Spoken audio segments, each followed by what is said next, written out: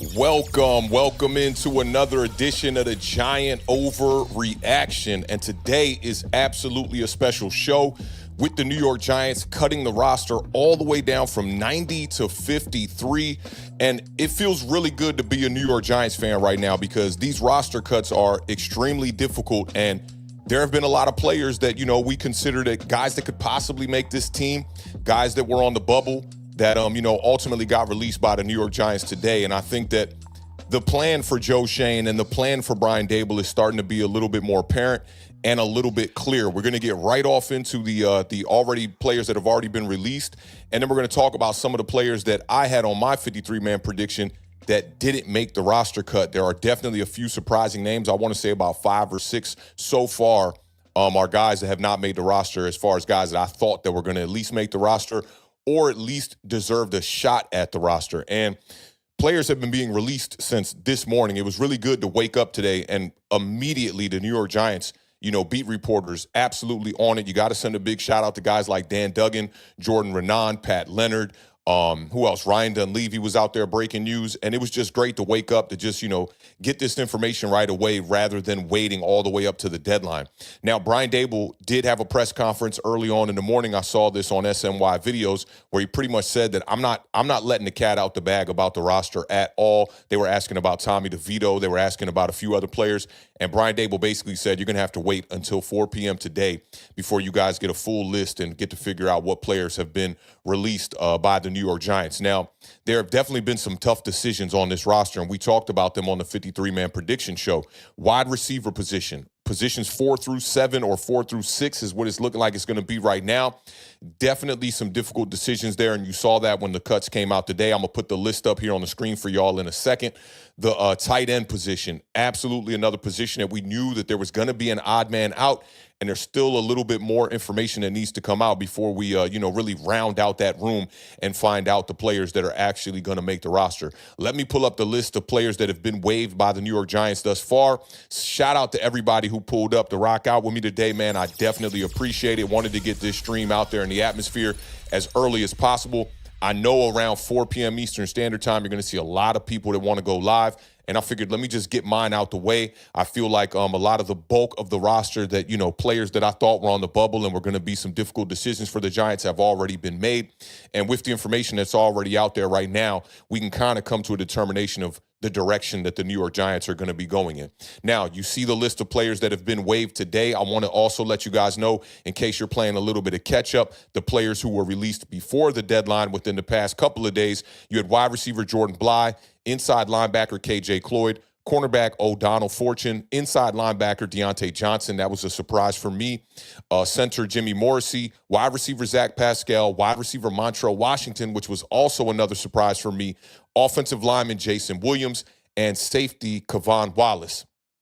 All were released before the deadline. Now today, starting at the top of this list, and let me make sure y'all list is the same as mine. Wide receiver Amir Smith-Marset. He was a guy I had on my roster. The Giants figured that they're going to release him. Seems they're going to probably go with Gunnar Olszewski as the guy who's going to be the return guy / backup depth wide receiver role on this team. You had center Brian Hudson, who I also thought should have made this roster as well, over guys like Austin Slotman, who the verdict is not yet out there on Austin Slotman, but it seems to be that he's going to have the backup role as far as the center position goes. Defensive lineman Elijah Garcia. You had outside linebacker Trace Ford, which is definitely one that's going to be difficult for me to part ways with. He was a guy I had making the active roster as well. I know that linebacker room is absolutely crowded, especially on the outside, but that was a surprise for me. Wide receiver Lil Jordan Humphrey. This one was a big surprise for me as well, although I knew coming into it that it was either going to be a guy like Lil Jordan Humphrey or a guy like Bo Collins that was going to make the roster. Right now, the verdict is not out there yet on Bo Collins, but it seems that either he will make the roster, and if not him, I think I'd be kind of reaching, but maybe a guy like Antoine Wells as well. You also had tight end Greg Dulcich get released. He was another guy that I had on the roster as well. I thought the Giants were going to keep 4 tight ends on the final roster. Greg Dulcich had an amazing campaign in the preseason. He caught, 7 of his 8 targets. And also a guy that has dealt with injuries in the past, and maybe that was a deciding factor for the New York Giants moving forward and not keeping him on the roster. he's not a guy that I think is going to be able to stick around on the practice squad. I believe he will be picked up by another team. We shall see. Defensive back D. Williams, defensive lineman Elijah Chapman, another one that was a big surprise to me.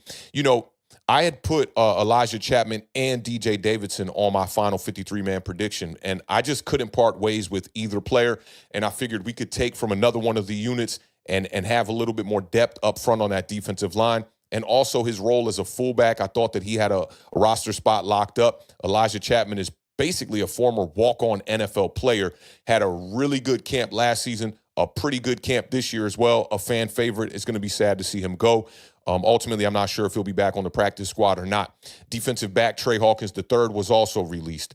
Offensive lineman Jake Kubis, who was pretty much a backup interior offensive lineman for the New York Giants last year, had some pretty serviceable tape out there from his last season as well, but had a poor campaign, especially when we got to the preseason. He was definitely getting beat left and right, along with Evan Neal, who I kept on the roster, but Jake Kubis ultimately ends up being released by the New York Giants.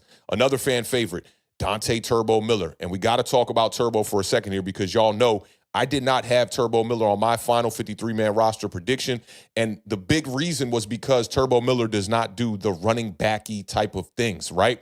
And we talked about those issues that he has within his game. He did lead the New York Giants in receptions and receiving yards in the first 2 games in the preseason.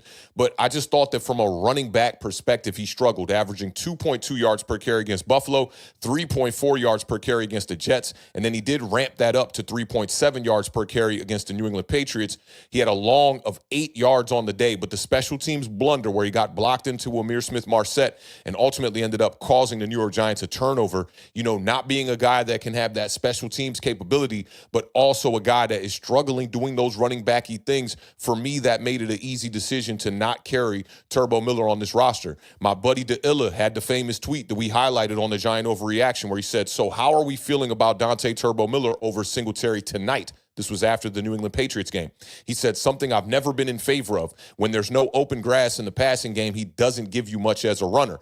The other thing that we had to keep in mind here was that Devin Singletary's contract situation does not really allow the New York Giants to just go out here and be just throwing away money. He's on the books for $4.7 million this season coming up. The potential out in his contract does not happen until we are entering 2026. And if you did decide to cut Devin Singletary this season, you're looking at a dead cap hit of $6.2 million, which is something that the New York Giants cannot afford. Jonathan Ward was another guy that was contributing to the running back room as well, and he was also released by the New York Giants today.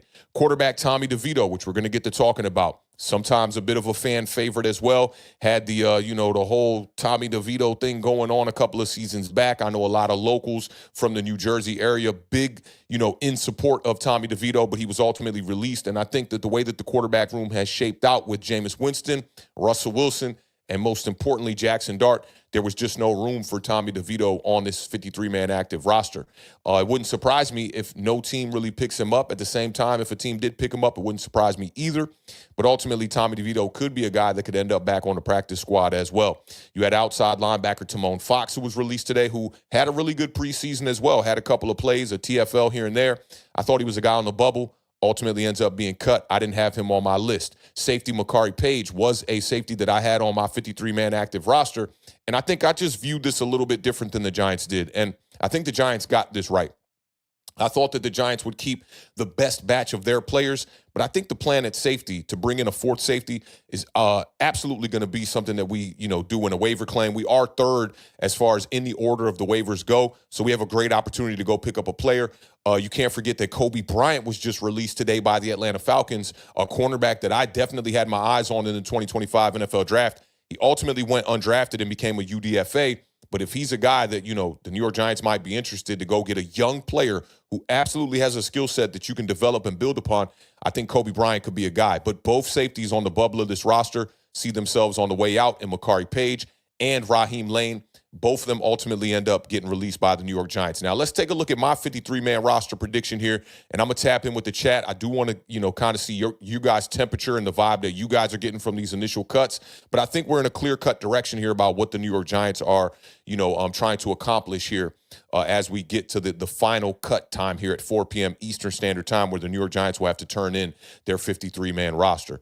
Let's see. We'll kind of just scroll back up to the top here. Shout out to Cameron Powell in the building one time. Cameron Powell said, Andrew Rupkich just got waived. Wonder if he's on the Giants' radar. Neal sucks. I mean, yeah, there's definitely no argument to be made about Evan Neal. He's absolutely struggled during his time here with the New York Giants, especially at the tackle position. They tried to move him to the guard position, and I think we kind of figured all out why the New York Giants had took so long to move Evan Neal to the guard position is because he's really not good at the guard position either.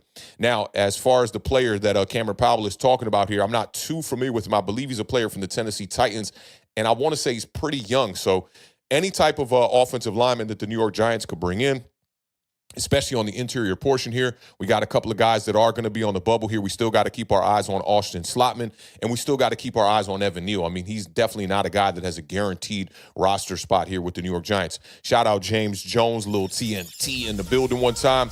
I am Jarrell is in the building. Lou Mateo in the building. Valentino rocking out with us again, along with the trash man. Xavier Anderson says, what up, bro? Just wanted to say thank you again for checking out my son's football tape.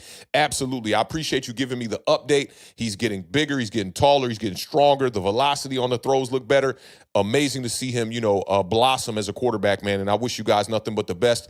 Keep me in the loop. And again, if y'all are ever in the, immediate area of the D.C., Maryland area where I am at, on the line of Silver Spring and D.C., let me know, man. I'll pull up to a game with the camera and try to put something together for y'all, man. Shout out to the homie Xavier Anderson in the building. Dean is in the building. OKC Donald is in the building. He says, appreciate the content on our New York Giants all day, bro. I love doing this. It's not even work, man. I appreciate y'all being here rocking out with me today. Independent Outsider says, authentic already heard my rant. Chapman. I feel you on that. That was definitely a player we, all thought was going to make this roster. No Mets, no Nets, no Jets is in the building. He said the exact same thing. Javi is in the building representing all my boy. Requaz in the building. He said, what's good? I'm not too happy. My boy Chapman was cut. That seems to be one that's definitely ruffling some feathers here with the New York Giants for sure. Kelvin Arzu is in the building. Independent Outsider said hearing Hyatt and Bellinger are safe for now. Locked on Giants. Yeah, a lot of people reported that Evan Neal, Daniel Bellinger, and it was one more player that were being inquired about as far as, being guys that could be traded. But the New York Giants, sit tight, and they're not trading those guys. I think the third one was Jameis Winston, actually. No Mets, no Nets, no Jets says, hey, these tough cuts equal the team is getting that much better. That's exactly what it means, and I'm here for it. Journey's in the building said, yo, just 12 days till Giants football. It's a beautiful thing. I'm already locked in. As far as I'm concerned, New York Giants football has already started back when we started our first preseason game in the first week of August. I'm hyped, man. I'm ready for week one. Looking forward to seeing, what the New York Giants do on the waivers and seeing how they kind of just round out this roster as we get ready for week one against the Washington Commanders. JDJ is in the building, says, I just can't wait to see who we claim off waivers since we are so high in the order. Absolutely. Let's see. Independent Outsider said, O'Donnell Fortune, man, didn't know him. Wow. Let's see what else we got. Dean is in the building, says, damn, Hawkins got bounced. Yeah, Trey Hawkins III definitely got released today. He was dealing with a hamstring injury as well, so keep that in mind. Lamont Lewis in the building says, I was so wrong with the cuts I thought they were going to make. Yeah, a lot of us, man. As you can see, the names that were scratched off on my list, I got 1, 2, 3, 4, 5, 6, 7 players that didn't make the roster. Now, I did kind of try to overcompensate in some of these rooms, trying to pick the best players, especially in the wide receiver room, but quarterbacks, running backs, offensive line for the most part. I put Brian Hudson on this list, but everybody and their mother had Austin Slotman above Brian Hudson, so that's no surprise to me, especially if Slotman does make the roster. We'll see how things kind of shape out with Joshua Ezedu. I think that's an important one as well. The cornerbacks seem to be pretty locked in. I think Art Green is probably a guy that's still on the bubble. News is still coming out. My watch is going crazy. If you guys get any updates in the chat, definitely let me know. I will try to keep an eye on things on my phone as we progress through this stream a little bit here. Jordan Genty Studio says, been catching these post streams for the past week. Finally live with the gang, hype for the season. Good to see you in the building, Jordan. Appreciate you pulling up. Davion Taylor said Juice Wells was just waived. So there you go. That's another player that, we really don't got to worry about as far as keeping our eye on. I did have him in my notes. But Juice Wells is out of here, it looks like. And I don't think he did enough in the preseason to earn a roster spot anyway. But definitely a guy that, had some chemistry with Jackson Dart dating back to his days at Ole Miss. Journey says, what do you think about getting Dan Skipper? He was released from Detroit. I think any player that can possibly make this team better is a viable option for the New York Giants. It's all about just picking the best of the pool. I want to see, the total list of all the players that are going to hit waivers and the Giants got to come to the conclusion as of which players they want to bring in. But Skipper's definitely a player to keep your eyes on. Dan Lick 24 says, hey, Authentic, love the frequency of the lives and the content. Jordan Renan reported on Giants Nation show that Joe is sniffing around the league for a running back. Seems strange to allocate assets there. Thoughts? I do think it is a little bit strange to, think about allocating assets to the running back room there when you had a speedster running back in Turbo who, I thought if you wanted an extra running back, you could have kept him on the roster. But I think the 3 running backs are fine. If you're going to go out there and try to claim a running back, top of my list right now is Damian Martinez, the former running back from the University of Miami. He was just waived from the Seattle Seahawks. That dude is going to be one of them ones in this league. He's going to be a serviceable running back. He's at the top of my list along with Audric Estime, who was released by the Denver Broncos today. And if you look at Audric Estime's rookie season, he definitely had a pretty decent campaign with very limited touches. So if we're going running back, those are the 2 guys I got my eyes on right now. Journey said, I'm also from the D.C. area. My Commanders fans' friends have been talking so much smack for week 1. I'm so hyped. Yeah, I've been telling people we're coming for blood. I'm not guaranteeing no victory or nothing like that, but the Giants got a good opportunity to get one up, in the NFC East. It'll be a beautiful thing to win that game and then go into week 2 against the Dallas Cowboys with a shot to go up 2-0 in the division. That is the way the New York Giants can come out here and shock and surprise the rest of the NFL. Who's to say that if we're going to go out there and do that? I think there are a lot of question marks on the offensive side of the ball for the Giants. But at the end of the day, I think with Russell Wilson at the quarterback position, we can absolutely compete in any game on this schedule. When you look at the back half of the schedule, it gives us a lot of alley-oops to be able to have some favorable matchups that if we can make it through the first 8 games and have a decent record sniffing anywhere near 500, the Giants will have an opportunity in the back half of this schedule to go out there and try to win some games and make a playoff push. Shout out my dog Sebastian in the building. Sac passe, mon chef. He said some of these cuts are head-scratching, but that's what happens when this team has better players on the roster. Absolutely. I think Elijah Chapman, Greg Dulcich, a little bit. Amir Smith-Marset, not so much, even though I thought he was a very viable candidate to make this roster. It just goes to show that they preferred Gunnar Olszewski over him. I thought Lil Jordan Humphrey's an interesting one. Like, if I see Bo Collins make this roster over Lil Jordan Humphrey, to me, that's going to be the most interesting one so far. Aaron J. is in the building, says this team is going to be good. This team is going to be good. I don't know if it's going to happen this season, but this team is absolutely headed in the direction of being a good team here in the foreseeable future. TCCAA is in the building. What's going on, fam? Appreciate you pulling up. My dog Kalen is in the building. What's going on, fam? He said, greetings, Authentic. How you been? I've been great, brother. We've been streaming pretty much every day, Monday through Friday over here for the last couple of weeks. It's been amazing, man. It's a great time for the New York Giants considering the way that we're building this roster. And listen, man, Joe Shane is on my good side right now. He's been doing a lot of good moves here. I like how he's trimming the fat on this roster, the free agent moves, the moves in the last couple of drafts. It's a good day to be a New York Giants fan. K4M the Great says today feels like a good day to trade for Jacoby Myers. I'm for it. It just all depends on what you got to give up to get a guy like that. Jacoby Myers is no slouch. Definitely had some good statistics over the last couple of years, operating kind of as the wide receiver 1 last year for the Raiders. I just think it's a little bit late in the season here as we're approaching week 1. A lot of players will ask for a trade. Doesn't mean they're necessarily going to get their wishes granted and be traded. So I kind of think Jacoby Myers is going to remain a Raider. They have made some upgrades. They brought in Jack Besh, still got Brock Bowers. You brought in a new quarterback in Geno Smith. I think it serves the Raiders very well to keep Jacoby Myers on that roster. Let me see. No Mets, no Nets, no Jets says Hyatt was in the trade rumors too. Yup. Yeah, we talked about that. Hyatt, Bellinger, and it was Jameis Winston. Lamar Go G-Men is in the building, says, are tight ends that good? Theo, I'm not sure yet. He has to show me. Yeah, I mean, I don't think that they're that good, but the threshold, the floor of where we were at in the tight end room, all those guys were really good, and they were all contributors in the preseason, which made that decision very difficult. Jetpack Jeff said Gunnar made the team. I didn't hear about it just yet, but I would imagine with Amir Smith-Marset out, that Gunnar Olszewski is going to probably take over that returner spot and make the team. Shout out Zion Zenith in the building. Haven't seen you in a minute, my dog. Hope all is well. He said, Authentic, what up, my G? Football is back. Let's go, Giants. Coming for blood for sure, man. Absolutely, man. I'm hoping we can take care of business week 1. Lamar Go G-Man said, we need a playmaker at tight end, like so bad. When was the last beast at that spot? We need and our wideout. Oh, okay. I guess he's saying we need another wideout besides Malik Neighbors. We have nothing that scares me. I agree with you. Y'all know I've been talking about weapons this entire offseason, dating all the way back to January. I wanted to address that in the draft. Rome was not built in one day.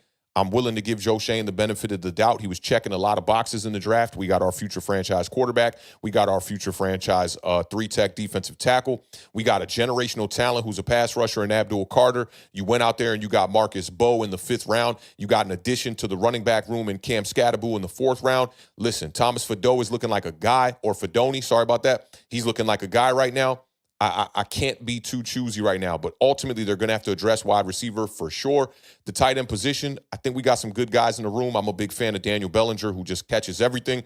Hopefully he does make this roster. A lot of people have been speculating that Daniel Bellinger is ultimately going to have to take a pay cut. He is due $3 million this season. That would help out the New York Giants salary cap situation. Do agree with you, though, that the other wide receivers outside of Malik Neighbors do not scare me at all. B-Dog is in the building, says we cut Elijah Chapman. Yes, we did. Lamont Lewis said Theo is a playmaker, bro. He is, and I think he just has not had enough opportunity to really showcase his skill set just yet. Big catch radius from him, along with Thomas Fedoni. I think we're pretty set at the tight end position. Papa Joe Nay says Chris Manhertz. We haven't got the word on Chris Manhertz yet, so there could be another odd man out in this tight end room. But I do think that Chris Manhertz should make the roster, considering that Greg Dulcich was cut. But you never know. Maybe the Giants want to carry just 3 tight ends on the roster. Maybe they want to go with 4. Let's see. Scrolling back. Zion said authentic. LOL's phone be sleep checking. Laughing my ass off. Yeah, I feel you on that. Mr. Copate said, hey, thought I missed it, but I made it in. Good to see you here, fam. You've been rocking out with us this whole entire past couple of weeks. Appreciate you pulling up, rocking out with us, and the whole Giants Nation in the building. Y'all know what it is. Lamont Lewis said a healthy Theo is a playmaker. I do agree. Duran Osmond said, thanks for going live. You already know. Just scrolling, seeing if anything stands out here. CT525 says, how do you feel about Darius Muasau? I didn't hear his name all preseason. That's very true. He did not get a lot of preseason reps here, but I think that the coaching staff is definitely in favor of Darius Muasau. I think he's got that 3rd inside linebacker position on lock. Expect him to make the roster. Ralph, that's Ralph Fletch in the building. He said, appreciate the streams, bro. That week 1 overreaction with the beard going to be a good one. Absolutely, man. I can't wait for that. And look, I've never featured the beard on any Giant overreaction show. We were thinking about it last season and just didn't get around to it. That Monday after the Washington Commanders game in week 1, we're absolutely going to have the beard up here on the Giant overreaction. It should be a good one. Make sure y'all hit that subscribe button if y'all been digging the vibes throughout the week. Kareem Yee's in the building. What's going on, fam? Let's see. My dog, Jaji05, right on time, said, what up, Giants fam? Not sure y'all discussed these updates, but Cooper back with Las Vegas. May need to take a serious look at Gabe Davis, and why is Samuel Jr. not an option? Yeah, Asante Samuel Jr., that's been an interesting one. I think there's an injury that people are not talking about. But shout out my dog, John, in the building one time, rocking out with us. Erica's in the building one time, representing all them New York Giants queens. She says, looks like Juice Wells is the latest to be waived. Yup, Juice Wells just got waived. We just got that word. Very interesting. I thought he was a capable player, but just didn't do enough in the preseason. So definitely not a name that is too surprising to me, as you can see here on my 53-man roster. Let's see. Valentino said the beard on Giant overreaction is a W. Love that. Yeah, that's going to be a vibe, and I think Commanders fans will enjoy that. And obviously, New York Giants fans love that Giant overreaction show. That's one of my favorites, and it seems to be a fan favorite as well. Davion Taylor said someone actually tried to trade for Bellinger, but we turned it down, so it must mean that he took that pay cut. That's what a lot of people are speculating. I don't like to put out the reports that are speculation just yet, but I definitely wanted to let y'all know that a lot of people are talking about that. We'll see how things pan out as, we get this information coming up at 4 o'clock here. I don't know if I'll be live by the time we get there. I just wanted to kind of chime in here, maybe go live for a good, 30, maybe 40 minutes or something like that. See how you guys were feeling about some of these initial cuts that are kind of letting us know the direction they're going in. But we'll see. If it prevents itself, we'll stay live until we get to 4 o'clock. But I think that we kind of know what's going to happen with this roster already. Micah said VA is in the building representing the DMV. Appreciate you pulling up, Micah. Mr. Copate said, I think they'll get Juice on the practice squad. Got that connection with Jackson Dart. Absolutely agree on that. I do think he's a guy that will ultimately make the practice squad, and I don't think anybody's going to try to scoop up a Juice Wells off waivers. Tremaine Young said, why Turbo Miller? I broke that down a little earlier. Turbo Miller just lacks the running back stuff. Think about the preseason, right? And yeah, we had all those big plays in the passing attack. He was leading the New York Giants in receptions and receiving yards entering the 3rd preseason game of the season, right? But what about the running from a running back standpoint? There's not one run between the tackles that we can hang our hats on with Turbo Miller. And I think ultimately that's the reason why a guy like Devin Singletary makes the roster over Turbo. And also the way that the contract was set up for Devin Singletary, you can't just take a $6 million dead cap hit right now The New York Giants right now are 31st as far as the salary cap goes and how much money they have to operate within the 2025 season. So the more dollars that we can pinch and, trim the fat and create more money, the better. And I just don't think that Turbo Miller really presented, any type of benefit for this roster over Devin Singletary at this particular moment in time. I also think that Devin Singletary is a guy that should, get a couple of carries at the beginning of the year so that if we do plan on trading him before the deadline after week 8, he has a little bit on his resume that says he's a capable running back still today. Joe Schoen is the guy that told us all that at the age of 27, running backs tend to decline and the productivity tends to take a dip. And then he ultimately allowed Saquon Barkley to walk in free agency at the age of 27. But the big problem with me, or for me, was that Joe Schoen went out there and signed an aging 27-year-old running back who never had the capabilities of a guy like Saquon Barkley and tried to kind of go bargain bin shopping and bring in a guy at $5.5 million AAV. I thought it was a mistake from day one, especially considering they were committing to Daniel Jones. And here we are just 2 years later, or entering that second year, and we're starting to see why that contract was really not a really good idea for the New York Giants. Supreme Omega said, damn, Dolkich, Turbo, and I'm surprised about Humphrey. Humphrey was the biggest surprise for me. Dolkich, I thought, was a guy that did enough in the preseason to make the roster, 2 touchdowns in that last game, a touchdown in the game before that. But I thought Lil Jordan Humphrey had nice chemistry with Jackson Dart, big fade route on the left side where he caught that touchdown in that first preseason game against the Bills. I just thought he was doing enough to make this roster, at least preliminary-wise, and unfortunate to see Lil Jordan Humphrey go. He also had that chemistry with Russell Wilson dating back to his days in Denver. So that one probably hurt me the most, was Lil Jordan Humphrey, and I thought Amir Smith-Marset came into this camp with a lot of juice, and I thought he was the better player. Lou Mateo says, fellas, Turbo got stood up on the goal line. That play right there solidified it for me, Lou. Like, when I saw you can't beat a guy one-on-one at the goal line, every running back in the NFL should be able to do that. Shout out my dog, man. Elegante in the building, said, authentic salute. Do you think it's too early to say Joe Schoen has done enough with this roster to stay another year? There are still many holes in this roster in my point of view. Listen, for me, I've been saying this. I've been consistent with this. Brian Dable, Joe Schoen, they're absolutely safe, in my opinion, until we get to 2026. I don't think John Mara would have allowed, 1, these guys to draft a quarterback, 2, Joe Schoen to be at the helm and allow Brian Dable to draft his guy at the quarterback position. Joe Schoen was at a ton of Shedeur Sanders games during the collegiate 2024 season. And, I just think that they had a bit of a disconnect in the room as far as the quarterback that they wanted. I'm not sitting up here telling you that Joe Schoen wanted Shedeur Sanders for sure, but it definitely seemed like there was a bit of a disconnect. Maybe Joe Schoen wanted Cam Ward.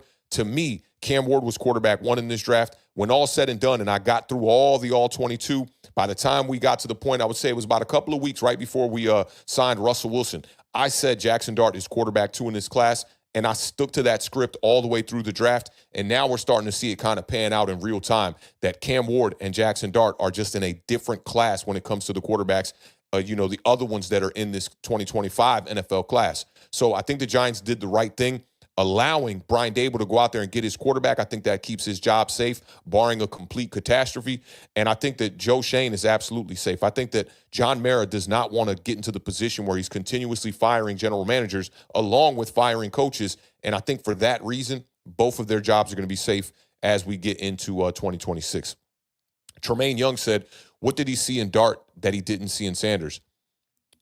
I think it's perfect timing to go off and get off into this new giant overreaction while we're right there with it. So let's go ahead and do this. Let's get off into a giant overreaction. I know this might be a little bit of maybe a surprise for some of y'all out there, but I do want to get into a giant overreaction that speaks to the quarterback class in 2025, but also speaks to the New York Giants trimming down their roster here and getting rid of Tommy DeVito. And yesterday I saw RG3 make these comments. They were going around Twitter, but these comments came from his YouTube page. You guys tell me if you think this is an overreaction. I'm sure most of y'all are going to agree in one direction on this. For those of y'all that are new here, I see we got a lot of new people in the building. The way we do this overreaction is when you see this statement pop up on the screen. In this case, it's going to be a video and a statement. When you see it pop up on the screen, if you think that the statement is an overreaction and you do not agree with it, spam an O in the chat. If you agree with the statement on the screen, that means that you're going to be taking the under for the overreaction. You can put a U in the chat to represent that you actually agree with the statement that you are going to see here coming up here on the screen in a second. And if you think you need a little bit more time with these quarterbacks from the 2025 class to see it pan out a little bit more, then maybe you need to take the push. You can put a P in the chat to represent that you are going to be taking the push. let's get off into our first giant overreaction of the day, which comes from RG3, former Washington Redskins quarterback. Yes, Shedeur Sanders was a fifth-round pick, but he ain't never been a fifth-round talent. That's why in his mind, he is saying, I can change a franchise if you give me the opportunity to. Right now, Cleveland is not doing that. I looked at the snap count chart. We'll throw that up for you guys on the screen.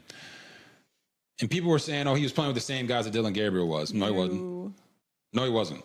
He was not. He was playing with the 3, 4s, and 5s offensive line. How many sacks did Shedeur have in the game? More than 5. No, he had 5. 5? He had 5 sacks in the game, playing behind the 3, 4, and 5 offensive line. 2 of those sacks, he held the ball too long. The other ones, he never had a chance. Wide receivers, did he play with the same wide receivers that Dylan Gabriel did? No. No, he didn't. When Shedeur Sanders was put out there with the proper talent around him, he excelled. 2 touchdowns. Shined on the big stage. I know it was a preseason, but it was the most watched preseason game in over a decade. Shined. But when they put him out there with talent of guys that are not going to be on NFL rosters, that was the result. So when people say, hey, they're setting him up for failure, this is what they're talking about. Now, guys, I have so much beef with that take right there. I just think that is just such an asinine take by RG3. A former NFL player, you just don't get those type of comments from an NFL player. And it actually surprised me. And also, having his, I believe it's his wife there, supporting him in that statement, where it almost feels like she's not as privy to the situation. I don't understand why he exposed her to that situation, but this is why I wanted to bring that up.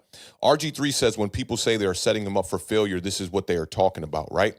Now, when I did my scouting report on Shedeur Sanders, and big shout out to my plug sent me every one of Shedeur Sanders, all 22 games from 2024 and from 2023. He sent me the other ones. I just didn't want to go back to what I deemed as irrelevant footage. And some of the key notes that I had on Shedeur Sanders' scouting report for me was lacks anticipation. Where's the anticipation that everybody's talking about? I also said he's not playing in a pro-style offense. I don't know what people were seeing. When you see the amount of screens that were within Colorado's offense, how is that a pro-style offense? 25% of Shedeur Sanders' throws were at or behind the line of scrimmage. He had about 50% of his throws that were from 0 to 9 yards. You were looking at 74.9% of Shedeur Sanders' completions were at 9 yards or less, including being behind the line of scrimmage. There's a video that is pinned to the top of this YouTube channel why I said the New York Giants should not draft Shedeur Sanders. The hero ball was something else that was on my scouting report. I said he takes too many sacks and he needs a solid offensive line to be able to succeed in the National Football League. Now, the reason why I'm bringing this all up, and I know there are a ton of Giants fans that go, oh, man, can we shut the fuck up about all the Shedeur Sanders stuff and all that stuff? And I'm like, well, look, man, one, I don't just cover the New York Giants. I cover the entire NFC East. And actually, I'm getting more off into covering the NFL, and I'm infatuated with covering quarterbacks. As you can see on this channel, if you've been rocking out with us for over the past year or more, the amount of quarterback compilations that we do on young, up-and-coming quarterbacks or rookie quarterbacks or collegiate quarterbacks. We had games that we were doing on Jackson Dart before Jackson Dart got drafted, and I think that brings value to this community, being able to see what other quarterbacks look like from a compilation standpoint to be able to compare to our quarterback, right? Now, Tommy DeVito was released today. Tommy DeVito, in the last preseason game against the New England Patriots, put up 3 touchdowns in that game. RG3 goes on to say in this clip that Shedeur Sanders is out there with 3rd string, 4th string, 5th string linemen, right? Now, let me show you a picture here real quick. This is Tommy DeVito in the second half of his last preseason game, which could be his last game for the New York Giants, period, if he's not brought back on the practice squad. I put X's over the players that have been released already, because another excuse that is going around on social media is that Shedeur Sanders is basically playing with guys that are Walmart workers that aren't going to be in the NFL in a couple of days. Well, when you look at these guys up here, all of them that are X'd out, there are 5 X's on the screen here. And at the end of today, at 4 p.m. Eastern Standard Time here in about 40 minutes, there's going to be an extra name on this list. Brian Hudson is playing the left guard position. Turbo Miller is at the running back right there about to check down. He was cut. Brian Hudson was cut. Jimmy Morrissey, number 67, is playing the center position. He was cut. Jake Kubis is playing the right guard there. He was cut. Jason Williams is playing the right tackle position, and he was cut. So from a former player to be sitting up here talking about opportunity, he's not getting the fair shake from the Browns organization, or that they're trying to sabotage him, and building upon a narrative that is completely fucking ridiculous, y'all. Coming from a guy that has covered the NFL and had a very, very, very high-level career at ESPN covering football on a collegiate level and on a National Football League level. A guy who isn't RG3 a Heisman Trophy winner? Drafted second overall by the Washington Commanders in 2012, has a lengthy tenure in the NFL to know enough to not say these kind of things. I don't understand where this kind of take comes from. And honestly, there are just too many people across national media when it comes to the football, or when it comes to the National Football League, that are coming out with takes like this. I heard Ocho Cinco doing the exact same thing. I heard Shannon Sharp backing up some of that stuff. I heard TJ Husmanzada pop up on Ocho and Shannon Sharp's podcast and basically say the same stuff, that Kevin Stefanski is not running the same plays for Shedeur Sanders. He's not putting him in a position to succeed. He's not putting him out there with the personnel. And listen, quite frankly, when people overreacted after Shedeur Sanders' first game in the preseason, like, oh my God, this guy had an incredible day. What do I keep telling y'all about the preseason? One, yes, the preseason absolutely matters. To the people that say the preseason doesn't matter, that's a bunch of bullshit to me. The preseason absolutely matters. That's one, right? But two, why would you even expect there to be a quarterback competition, a fair one at that? You want a fair quarterback competition for the backup quarterback spot. So we sitting up here saying that Tommy DeVito should be getting the same amount of snaps as Jackson Dart. This was one of the most ridiculous things that I've seen people double down on and support. And listen, at the end of the day, Shedeur Sanders is a fifth-round drafted quarterback. You know how Bill Parcells used to say, you are what your record is? Well, you are where you were drafted. I don't care what narratives are out there about Shedeur Sanders, but listen, y'all, and normally I don't bring this kind of shit to y'all attention, but I'm just sick and tired of this narrative going around the internet. I saw this kid, and no disrespect to this kid, but his name is like Matty something. And this dude was breaking down the broadcast footage of Shedeur Sanders' game and literally blaming every instance on every other player on the field. It does not take a genius to be able to see that Shedeur Sanders is literally running backwards and not playing within time. And if you've been following this channel for a while, there are little nuggets that I've thrown out there about Deshaun Watson not being a good fit for Kevin Stefanski for these exact reasons. Kevin Stefanski's system requires a quarterback to play within structure and on time. And honestly, it's not like Kevin Stefanski is some outlier in the NFL. Most systems call for a quarterback to play within structure and within time. So as it goes for this RG3, take here or whatever it is, this is absolutely a complete fucking giant overreaction. Of all the giant overreactions I've ever done on this channel, this one upsets me the most, to be honest, because RG3 is a former player. You should know better. But with all that said, I'm going to agree again and double down on this. Aren't you just so glad that we're not dealing with this shit as New York Giants fans? Could you imagine? And honestly, we have a little bit of experience in our past history dealing with this kind of a shit show with Tommy DeVito, when you had certain New York Giants fans saying, man, Tommy DeVito deserves to be, a viable option at the starting position going into 2024. What are we doing? And in this particular instance with Shedeur Sanders, I just think the glaring issues that showed up on his All-22 tape coming out of Colorado, the things that a lot of people just ignored and just went straight to the box score and said, oh, Shedeur Sanders is a guy that has the best completion percentage in the entire history of collegiate football. In return, people took that, and when they would get into debates with people online, they would say, Shedeur Sanders is the most accurate quarterback in collegiate history. Get the fuck out of here, yo. Like, seriously, get the fuck out of here. We're not going to take completion percentage and use that as a statistic to deem somebody as the most accurate quarterback in the history of collegiate football. Use your eyes. And I know the people that are accustomed to coming into my chat here on Authentic and the Beard, y'all know better. Y'all know ball way too much to be thinking that a guy like Shedeur Sanders is being sabotaged by the NFL and Kevin Stefanski and his coach that actually gave him a shot and drafted him, let's be real. If anything, they're giving him an extra chance because he's Deion's son, because the performance that we saw in the preseason finale was absolutely fucking pathetic. There's only one other stat line that I can think of that says hold my beer against that Shedeur Sanders stat line where it was like 3 for 6, 14 yards, QBR like in the 20s. And it was Anthony Richardson in like his week 8 or week 9 performance. Cam Newton was just talking about this, where Anthony Richardson started the game like 2 for 13, and he finished the game 10 of 32 for 170 yards, 1 touchdown, and 1 egregious interception, as Cam Newton put it on his channel. We cannot support this kind of stuff. And as New York Giants fans, coming out of the Daniel Jones debacle, man, I'm just relieved that we're not dealing with this and that the New York Giants are being proactive when it comes to the situation with Tommy DeVito, because quite frankly, with the 3 quarterbacks that we have on the roster, Tommy DeVito should not be on this roster. I'll stop wrapping y'all up about this Shedeur Sanders thing, but I had to bring this to y'all attention because that was just something that completely bothered me. Like RG3, bro, you know better.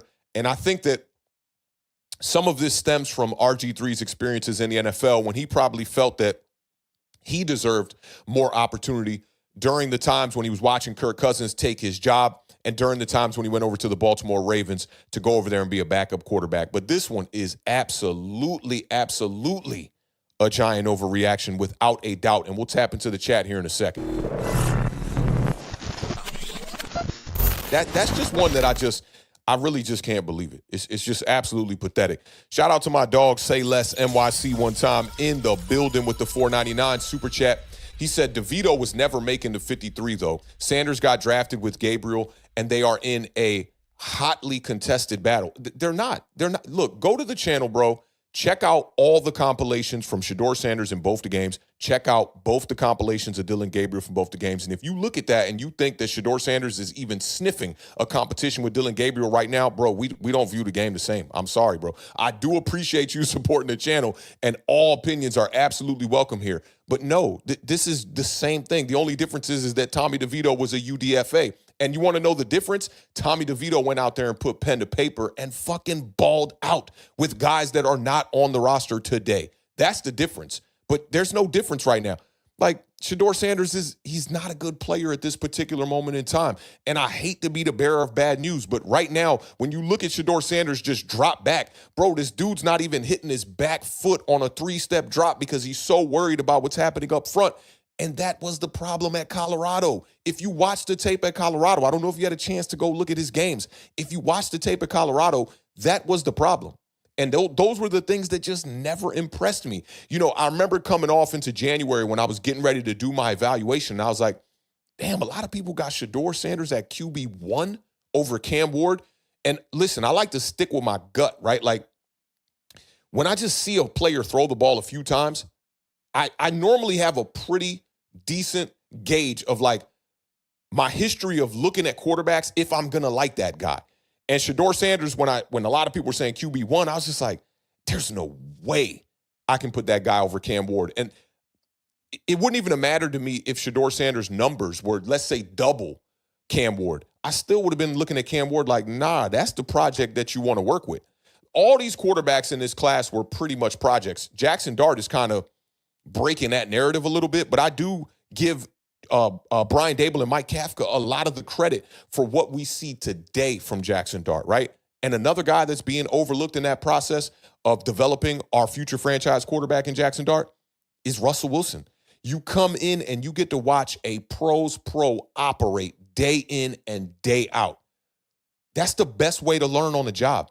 You know, for me as an audio engineer, for my profession, my career, if I got to go into a new studio, right? Like I'll never forget the first time I walked into the big studio that I work at for the most part right now when I take a big name client. It's at Coordinate Studios in Washington, D.C.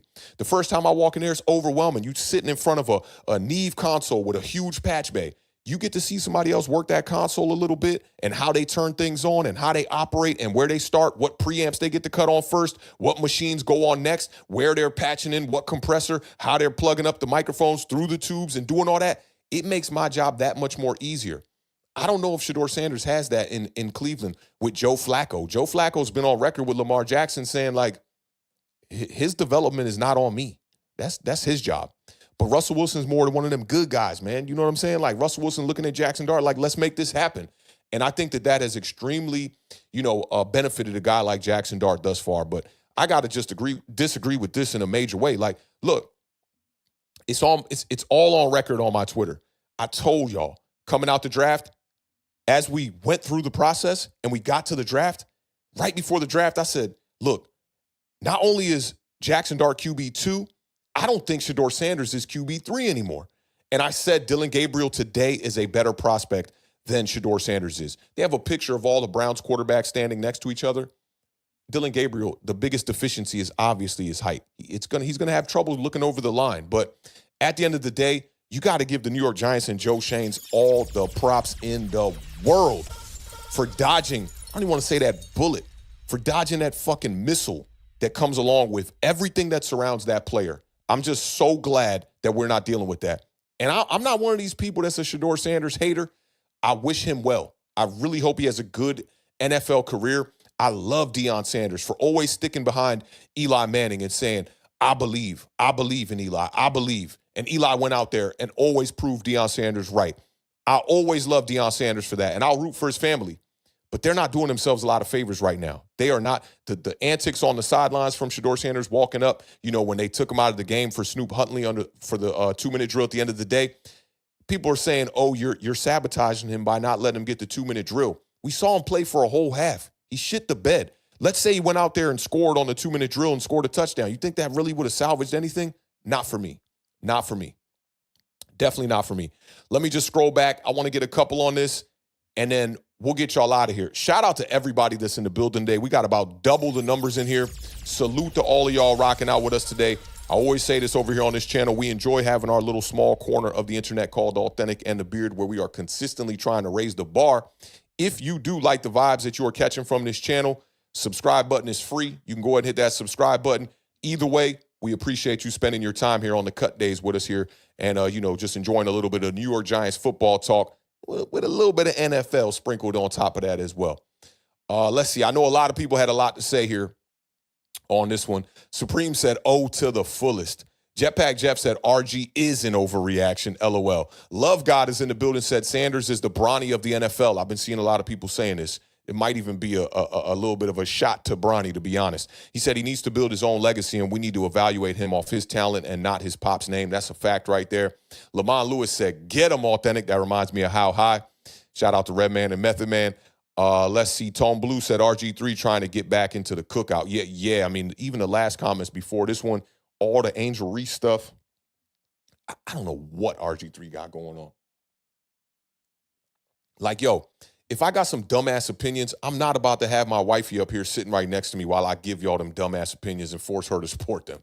Like, come on, yo. Like, that to me was just like such a low blow, bro. Like, just not, just not aware. Not aware. And that's a crazy thing to say about a professional quarterback, but just not aware of really what's going on. Like, read the fucking room, RG3. What's going on here? Cresley is in the building, says if he wasn't a Sander, he would be waived. I do agree with that as well. Because the play in the preseason is not warranted keeping him, on the roster. Let's see. No Mets, no Nets, no Jets said, I love that we're not dealing with this anymore. That's what turned me off about Daniel Jones and DeVito and even guys like Cam Scatterbo. Too much fandom and without us seeing much production from said players. Totally agree with you, bro. Totally agree with you. And look, man, Tommy DeVito got waived today, right? No Mets. But this is to prop Tommy DeVito up a little bit, right? Because you got guys like him that's getting waived that went out there with the same circumstances as a Shedeur Sanders and performed. 3 touchdowns. I think he had no interceptions in that game. The most yardage of all the Giants quarterbacks in that last preseason finale, which made a lot of fans go, maybe we should keep him on the roster. Not me, right? At the end of the day, this is to prop up Tommy DeVito because he's played extremely well. And he's not a rookie, right? He has years of experience in the NFL now. He was a UDFA. But this is just to prop him up a little bit, man. So teams that are looking at a guy like Tommy DeVito go, man, maybe that guy can perform under the bright lights. Tommy DeVito came in for the New York Giants at a time where Daniel Jones went 40, and I'm not making this shit up for people that are new in the building. Daniel Jones went 40 straight regular season games without putting together back-to-back performances of at least 2 passing touchdowns. He went 40 games. You got to go back to like 2019 or something crazy like that, right? Tommy DeVito comes in 2023 in his first 2 starts, and what does he do? Back-to-back games with 2 touchdowns, and he put up a 300-yard performance. Come on, man. I can at least be somebody who can be so honest, right? Where, yeah, I don't want Tommy DeVito on my roster, but at the same time, people are overlooking players like that left and right in the NFL for guys that might be getting too much opportunity. Like, we got people out here saying that Shedeur Sanders is being sabotaged. Let's be real here. He's being treated like a third-string quarterback or a fourth-string quarterback is being treated. There's nothing wrong with it. That's just what it is, man. The NFL is not a business, that's all unicorns and rainbows. This is real deal here, man, and a lot of money is on the line. And if you can't, one, make the team money, which is something that Shedeur Sanders can do, but make the team money while you are a player that deserves to be on the roster, you're not going to be on the roster for too long. That's just what it is. Let's see what else we got here in the chat, man. And then we'll take one more little gander at the final 53 that I had with the names crossed out, and then we'll get y'all up out of here. Yo, William JF77 know a little something. He said that SSL 4000 compressor always, and he's talking about the bus compressor for all my audio engineer nerds out there that sits in the center of the console, the glue compressor for the SSL 4000. One of my favorites. I learned on the SSL 4000. It was the second console that I learned when I studied audio engineering at Omega, and we learned on the API first, so I got experience on the API. Then we went to the SSL 4000, the E-Series, and then we went to the Neve 1980s version of the console as well. So I know all 3 of those consoles, along with a bunch of Pro Tools consoles, and trust, I know William know a little something. He talking about that 4000 bus compressor. That's a staple in all of music that we hear across the entire country. Jeremy G says Dylan Gabriel is a work in progress. He is. He absolutely is. But you look at the way that the ball comes out of his hands, all the things that I put down on my notes for Dylan Gabriel when I looked at his tape, decisive, velocity, gets rid of the ball quick, hits the back foot, mobility while keeping your eyes down the field. Dylan Gabriel does a lot of things similar to a Jackson Dart, but he's just shorter, less arm talent, less, just arm strength even, but I think he's a guy that can succeed in this league. I don't think, I'm not going to go bet money that a guy like Dylan Gabriel is going to be one of the best quarterbacks to ever play the game. But I think right now, when you're looking at the Browns roster, he's the second best option on that roster. JDJ said, let him know. Even them passes on NY pavement to neighbors weren't that accurate. Yeah, I mean, look, the way that a ball flicks off your wrist, for me as an evaluator, is so important. Like when you see the way the ball comes off of Justin Herbert's hand, I'll take you back in time. Mike Vick, one of the prettiest releases, the way that the ball just fly off the hand. Aaron Rodgers, to me, that's one of the most important things. But at the same time, you can have nice velocity and a good spin on the football and still be a bad quarterback. Like, I do think that there are a lot of guys that are like that, like an Anthony Richardson. I think he has a pretty good spin on the ball, throws with good velocity, but, man, that dude is struggling in a major way. But, yeah, man, like, I just never been a big fan of the way Shedeur throws the ball. The mechanics kind of go up first and then down. And I played quarterback, and I remember these things being drilled out of me when I was a kid. I used to try those type of things because I thought, that motion would give me more accuracy. But that's not how you throw a football, man. That's just not how you do it.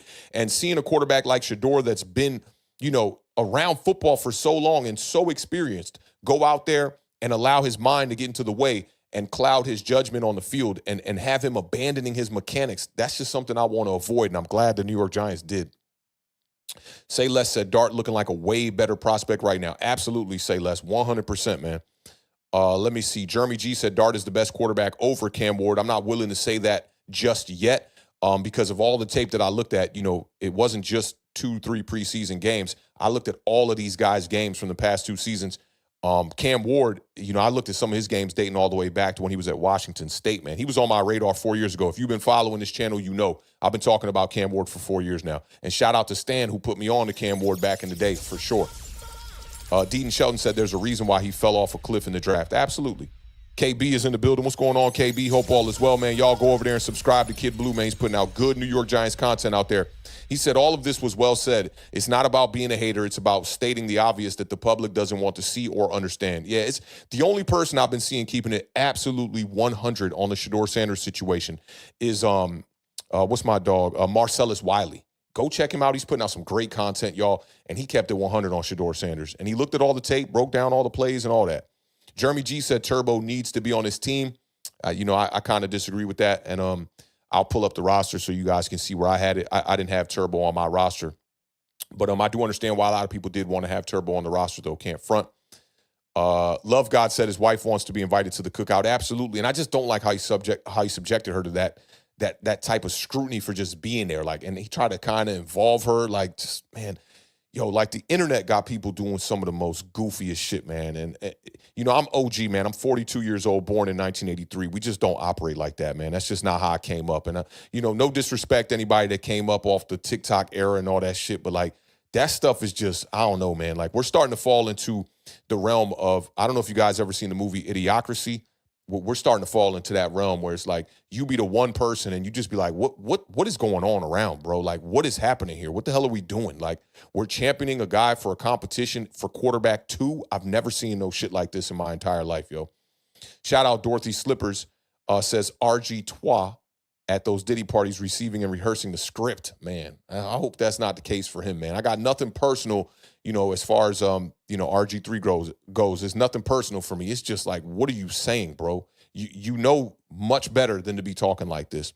Love God said, tell RG3 he's not getting no sneakers. He has to buy them like the rest of us. Chris Peace is in the building. What's going on, dog? He said, I remember that 40 game count up. You remember how long that was, Chris? It was like, I want to say we started counting around like 23. We were probably starting the Daniel Jones back-to-back performances without 2 touchdowns. We started counting around 23, and I was like, it was sometime around like after the playoff win. I was like, wait a minute. There's no way that this is a number. And I remember going into the New York Revival was doing a stream, and, they were super pro Daniel Jones at the time. This was like when they had those, no Jones slander shirts or whatever it was. I can't remember. It was something like that. I popped up in the chat, and I said, Daniel Jones has gone 38. At that time, I think it was about 38. 38 consecutive games without having 2 passing touchdowns in back-to-back games. And you could hear a fucking cricket in the room. You could hear a pin drop in that room. And jaws just straight dropping as I said that stat. And Eli will tell me till this day that was the stat that had him go, okay, it's time for me to get up off Daniel Jones. And there were other moments. But, yeah, that 40-game count-up was crazy. It was definitely crazy. Shout out my dog, Door Gunner, one time in the building with the $2 super chat. He said Sanders is being treated like the 5th-round pick he is. And I agree. And look, I had a 2nd-round grade on Shedeur Sanders, but then when you compile that with some of the things that we were hearing coming out from the Todd McShays of the world, when he went to go meet with the New York Giants brass and the front office and all that about, basically giving him homework and saying, study these plays. And when they catch you off guard, now you're offended. Man, we don't want that kind of quarterback in the room. I don't care if Shedeur turns into Tom Brady. You failed the interview process, and your tape says that you were, in my opinion, a 2nd-round grade. You add that with the behavioral issues. I could see teams looking at him as a 3rd or 4th-round grade, or basically just being like this. If he's anything beyond a 2nd-round grade, there's no point in drafting him because of the sideshow that comes along with a player like that. And you're starting to see that firsthand. Man, I feel sorry for Browns fans, and I tweeted this out the other day. These guys went from Johnny Manziel, yeah, they had Baker Mayfield for a quick second there, to Deshaun Watson, to now this stuff happening with Shedeur Sanders in that room. Man, they're cursed in a major way. It's tough. It's definitely tough. Dominic Hickman said, I thought Vic was the best quarterback in the world when he was playing with the Eagles. The E-Girls, I mean the Eagles. I like that. I like how you slipped that there. That was good. Yeah, Mike Vick, after coming out of prison, that was probably his best year when he got the starting job with the Philadelphia Eagles. He was amazing. I still, till this day, when you look at a player amongst his peers from a physically gifted standpoint, I've never seen a player dominate the players around him from a physical standpoint like I saw from Mike Vick. I think there are a few players that are pretty close. I think Odell Beckham gets close on that list as well. Jerry Rice, obviously close on that list, but I do think there were a couple of dogs in Rice's era at the wide receiver position, and he dominated from more of a fundamental technical standpoint, not necessarily the physical gifts, because Jerry Rice wasn't that fast. I put Antonio Brown on that list, and Josh Gordon for a quick second. Man, Josh Gordon was unstoppable in this league. But Mike Vick, an amazing talent. I wish his career would have went better so that he would have been like a shoo-in for the Hall of Fame. Because Mike Vick in Atlanta from a running standpoint, and Mike Vick with the Philadelphia Eagles, he was absolutely amazing. Those throws to Deshaun Watson down the field, the one against the Washington Commanders to win the game, a few others during that season. Mike Vick was throwing that ball like 70 yards down the field, air yards. Yeah, Mike Vick was one of them ones and didn't take the game seriously. He's came out since and talked about it like he didn't study the playbook like that, and a lot of what he was doing was, off-script stuff. And you got to think about it like this, too. Mike Vick was a guy that, never had the luxury of having, like, designed quarterback runs really for him. They would do, like, quarterback draws and stuff like that, but Mike Vick is before the whole read option era and all that, RPOs, all that stuff. So Mike Vick could have been that much better, and I think that Lamar Jackson is a bit of an extension of what we saw from Mike Vick. Big shout out my dog Dante in the building, man. What's going on, fam? Hope all is well, man. Let's see. Valentino said, facts, you used to gatekeep Ward. Yo, you're so right about that, because at one point I didn't even want to tell people about Cam Ward because I'm like, I want him to fly under the radar. And then I remember Bad Dog started coming out and talking about Cam Ward a little bit like, yeah, me and Authentic got this guy. His name's Cam Ward. And I was like, all right, it's time to let the cat out the bag. But Cam, for 4 years was on my radar. I would have drafted Cam coming out of Washington State. Obviously not first overall at that time, but he was still a really good quarterback. Quota's talking about the Lions released Hendon Hooker. I was very high on him. I thought Hendon Hooker was a decent option as far as a project quarterback goes at the time. But we have our quarterback, issues solved pretty much now, at least for the foreseeable future. So not an option for us, but I do hope that Hendon Hooker can, get on an NFL roster. He's a very talented player. He showcased that last preseason as well. Chris P said, Authentic and Bad Dog definitely gate-kept Cam Ward. Absolutely. KB said, yeah, that dude Marcellus Wiley. Yeah, man, that's my dog, man. Good dude. Let's see. Anything else? Supreme Omega said, Dolkich and Humphrey won't be on the street for long. I do agree with you on that. Doorgunner said, need Terry Crews to save us. Quota said, also think Bellinger's getting released. He costs more than the other tight ends. That would be an interesting cut. Keeping minimal 3 tight ends with Chris Manhertz. I don't know if that's a good option. I think Bellinger makes this squad.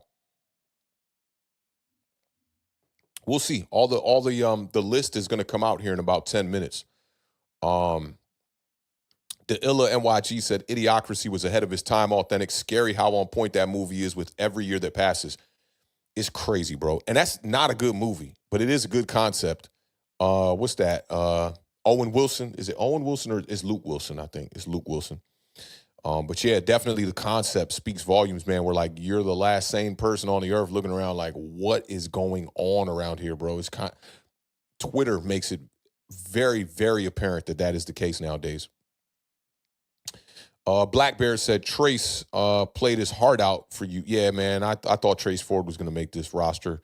Unfortunately, didn't make it. Maybe a practice squad guy, but definitely had a good preseason camp. 59 Ways to Groove said, heading home from work, celebrating my 40th birthday, man. Happy birthday to my dog, 59 Ways to Groove, man. That's what's up, dog. Happy birthday to you, man. Welcome to the 40 Club, man. It's definitely a vibe, Your knees are going to say otherwise because you're definitely going to lose a little bit of your athleticism as you get into your 40s. I've been trying to find ways to get out there and do a little bit more running as of lately and definitely been loafing and lacking for sure, man. But everybody wish my dog, 59 Ways to Groove, a happy birthday.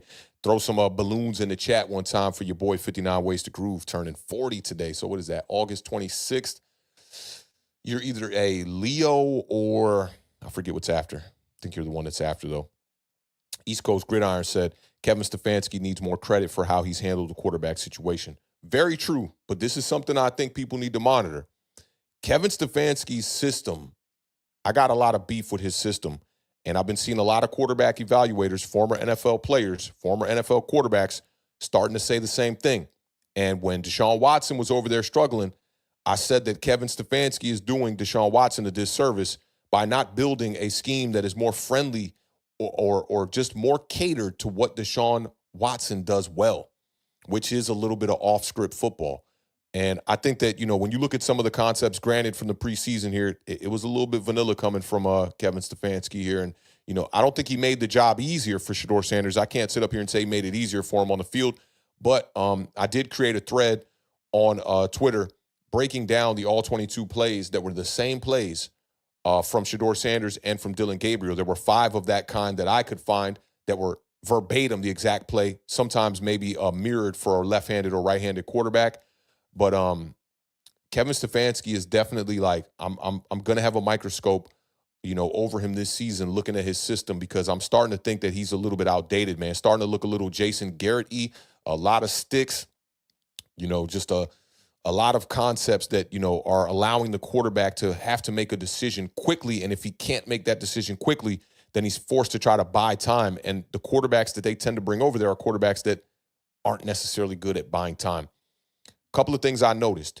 If you look at the Browns quarterbacks, whenever they get in trouble, they tend to do that loopy booting kind of action to their right every time. And go back and look at Baker Mayfield when he was a Cleveland Brown. He did that a ton. Baker was not as athletic of a quarterback to be able to buy and create time like that. So in return, he would be doing that loopy boot motion and losing yardage, and a lot of times just have to get near the sideline and throw the ball away. We're seeing that with Shedeur. We're seeing that with Dylan Gabriel, rolling to his right as a left-handed quarterback. I thought that was really strange. And we're seeing it with Joe Flacco as well. So something to monitor going into the 2025 season. I know he's a former 2-time coach of the year.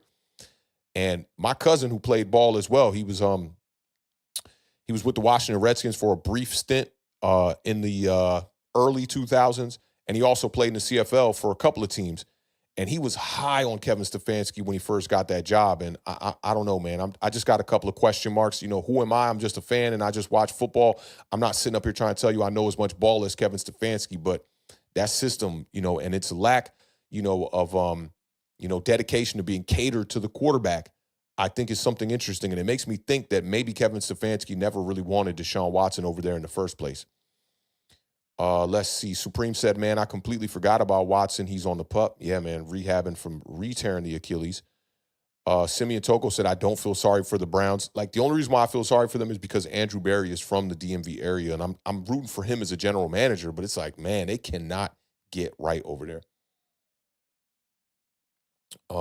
Let's see what else we got here. I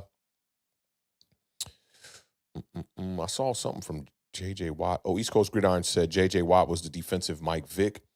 That's a nice little comp. Watt was ahead of his time. I thought he still played the game physically like a lot of players I saw from, before. Like, in a different way, though. More of a strength, strength to power type of situation. So I like that. J.J. Watt is a good one.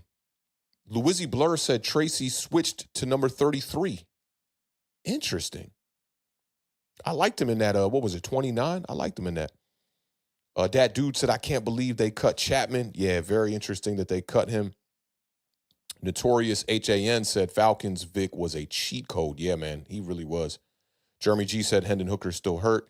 East Coast Gridiron said, I felt that way about Torrey Holt. I keep saying if he was wide receiver 1 for the Rams most of his career, he would have been more dominant than Megatron. Whoa, that's a hot take right there. I don't know about more dominant than Megatron, but they did treat him like a wide receiver 2. Isaac Bruce was viewed as the wide receiver 1. And I think that was just because Holt had the ability to operate a little bit more from the slot. But that's another good point right there, too. Welvin said, I'd love to swap Wan'Dale with Renfro if we can get him. I wouldn't do that right now. Hunter Renfro's kind of on the back half of his career right now, and he's trying to revive it after a year of inactivity in the NFL. So for me, I'm looking at for guys like, not necessarily to replace Wan'Dale, but waivers-wise, guys I'm looking at that could be at least a contributor to the slot position. Drake Stoops from the Los Angeles Rams, who spent some time at Oklahoma. When I was looking at Dylan Gabriel's tape, Stoops really stood out on that tape. And he's a special teams guy as well. He's very undersized, like a Wan'Dale Robinson, but I think he's a little bit more elusive as well. He's a guy I'm keeping my eyes out for. And also with the New England Patriots, as soon as we get to this deadline here in 5 minutes, Efton Chisholm III, the kid he was out of a small school. I think it was like Western Kentucky, but he's absolutely a guy who can do a lot of gadget stuff, play the slot, jet sweep, special teams, all of that stuff, man, and has very sure hands, can go up and high point it, catch the ball. You can tell he puts all effort into every one of his plays, so I'm keeping my eyes on him as well. Dante from East Coast Gridiron said, yeah, man, our channel has been talking about Cam Ward since Incarnate Word. When recruiting, he was supposed to be Texas State's quarterback and didn't have the grades. Real ones, no. Yeah, man, like, and in this case, that's something that I was not privy to, but Dante and East Coast Gridiron, they are definitely ahead of the curve when it comes to not just quarterbacks, but just prospects in general, coming into, the collegiate level to play ball. They are definitely the first ones on it. They break down tape in a major way.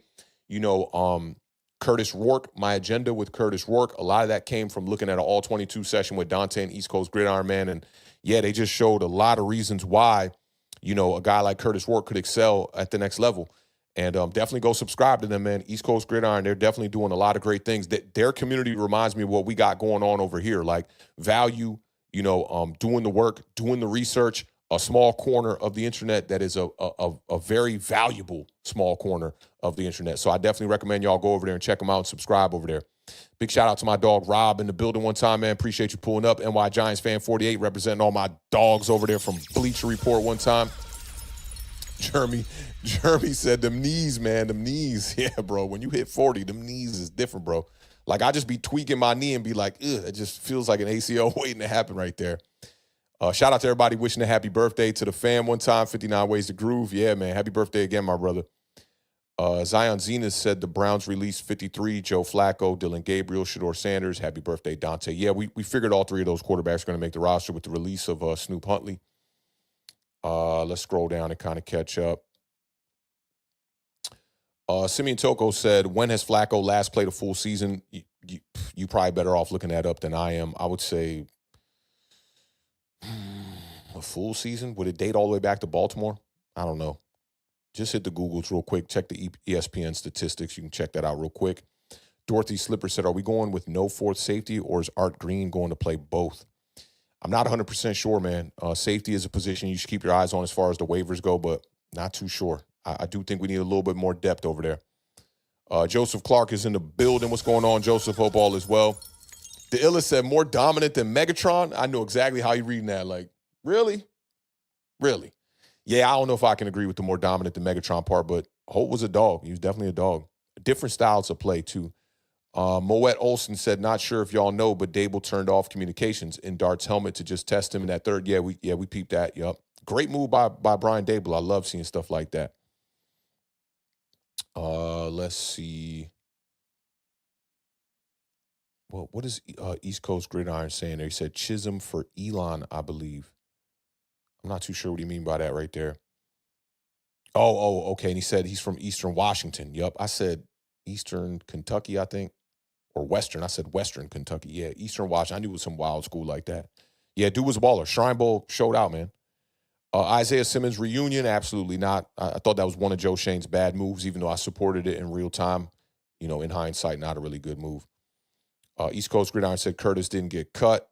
Yeah, Curtis Rourke didn't get cut. Kyle McCord got cut from the Eagles. I peeped that. B. Will said Simmons is with the Packers, but he did get cut, I believe. Yeah, the Megatron. Let me see what that one said. Lamont Lewis said, Megatron, bro, respectfully, hell nah. Yeah, I'm with you on that, man. Megatron's one of the most physical receivers the game has ever seen. But, hypothetically, we'll never truly know. Quota said, what's your biggest shocker wave release so far for you other than Chapman? It's Lil Jordan Humphrey for me. I thought Lil Jordan Humphrey did enough to make this roster. And if it's not Lil Jordan Humphrey, it'd be Trace Ford and then probably Greg Dulcich after that. Let me see. We are a minute away from the final 53-man roster, at least for now, the final initial 53-man roster. And let me just check to see if any other news has came out real quick. Y'all just bear with me real quick. And, you could take a look at this prediction of my 53-man roster here so far. But I just want to check some of my notifications here and just make sure that the final 53 initial roster has not been released, or if there are any updates on any other players here.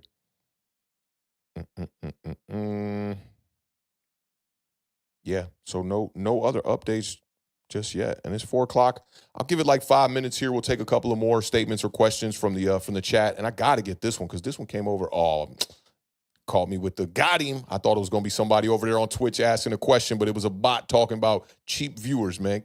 Where are my mods at, man? Y'all supposed to get that one up out of here, man.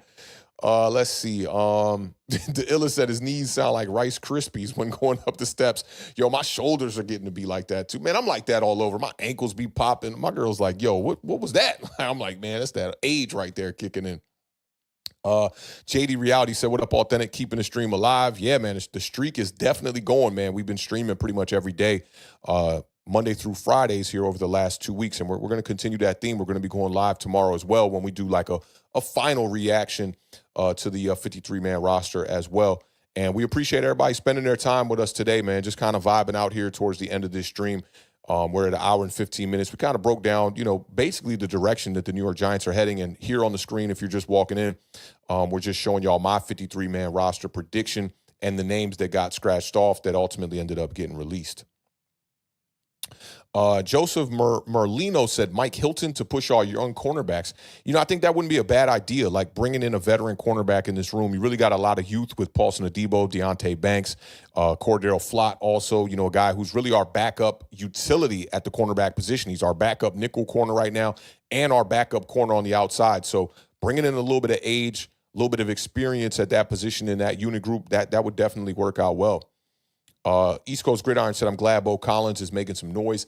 Yeah, man. And look, I had Bo Collins on this list here, and I ended up keeping 7 wide receivers, and Bo Collins was the last one to make this list. I really thought Lil Jordan Humphrey should make this roster over Bo Collins because of the 2 egregious drops in the final preseason game. Bo Collins just seemed like he wasn't ready.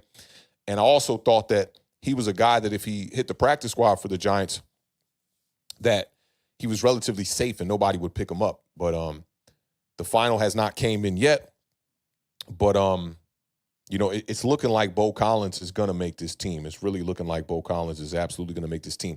Let me take a look at Giants.com. And if you guys in the chat, if you get any, a nod that the Giants have released the final 53, let me know the outlet. I definitely want to try to go over that before we finish out this stream here. Dante said that dude had some bad luck. Yeah, man, he definitely did. I mean, coming out of high school, he was one of them ones for sure. Let me see. Ralph Fletch is in the building one time, man. Appreciate you supporting the channel with the $4.99 super chat. Ralph said, appreciate all that you do, bro. I appreciate you rocking out with us today, man, and recognizing the value that I bring to this channel here, man. Salute to you, and that goes a long way, bro. We definitely appreciate that, fam. Let's see. Big Blue Steph Evans said, appreciate you, A, for this stream here at work, so can't really keep up with all the cuts. Yeah, I feel you on that. You know what I'll do here? We'll go back to this one right here and just show you all the cuts that were made, just so you don't got to look at that roster the whole entire time. These were all the cuts that were made before we ended up going live here on the stream and whatnot. Let's see what else we got. Quota said, I'd be down to go get Asante Samuel Jr. in here if he is still available. I would too. That teams are staying away from a player that is that good. I think that there's some kind of injury issue going on there. But we'll see, man. We are third in line on the waiver list. That would be amazing to be able to scoop another cornerback, especially of that caliber. That would be awesome. East Coast Gridiron said, I'll check the NFL portal for media. I'm in to see if they submitted it. That's actually a good idea. Yeah, right now on Giants.com, they don't have it up. The latest article is just about Dexter making the top 100 list. Let me check my NFL communications and see if they did anything on that end of things. And y'all just bear with me. Yeah, nothing from NFL communications yet either. Yeah, that's updated. College Football Hall of Fame, multi-year broadcast. Yeah, so nothing out yet. Let me see. Dominic Hickman said, what is number 89's name? That might have been Greg Dulcich. That might have been. I can look at the roster real quick and just kind of confirm that. Let's see here. Number 89. Yeah, that was Greg Dulcich, and he ended up getting cut. He got released today. Yeah, so people are saying they checked and nothing. But, I mean, I think we can kind of end this stream right here where we're at. I don't want this to be too long on the replay. And I think that, with the names that you see on the screen already that have been cut, we can kind of, use our critical thinking to determine which players are going to make it. The guys that I think you just need to keep your eyes on as we kind of close out here is Evan Neal, still making this roster or not. Joshua Zito, I think, is another guy, but being that, you've already seen a bunch of offensive linemen released, I think Joshua Zito will be safe.